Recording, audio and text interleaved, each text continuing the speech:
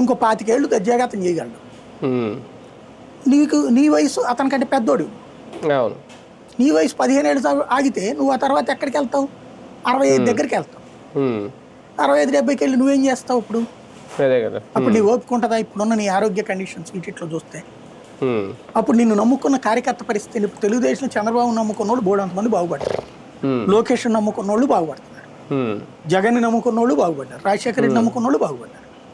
నిన్ను నమ్ముకున్నోడు చప్పట్లు కొడతానే ఉండాలి. అప్పుడు ఏంటి ప్రయోజనం? లాంగ్ విజన్ అనేటటువంటిది పొలిటికల్ ఆస్పెక్ట్ లో ఉండాలి. ఇవాళకి వాళ్ళ భారతీయ జనతా పార్టీ జనసేన కలిస్తే గనక ఆ ఇంపాక్ట్ డిఫరెంట్. కాకపోతే ఈయన ఉద్దేశం ఏంటి?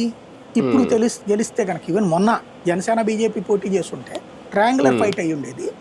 నా అంచనా అయితే తెలుగుదేశం జనసేన బీజేపీల మద్దతు అధికారంలోకి వచ్చినప్పుడు బార్గెనింగ్ చేసే కెపాసిటీ ఉండేది.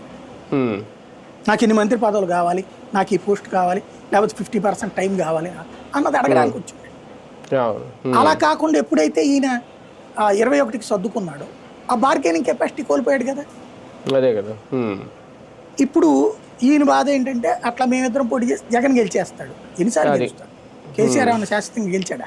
10 ఏళ్ళ తర్వాత దిగిపోలేదా? అందులో అంత వ్యతిరేకత వచ్చినప్పుడు గెలవడం కష్టం జగన్కి. అయితే ఇతను ఇంకో 20-30 సీట్లు వచ్చి ఉండేవి, 50 దగ్గర 60 దగ్గర ఆగి ఉండేవాడు. ఇతనికి 30-40 వచ్చి ఉండేది.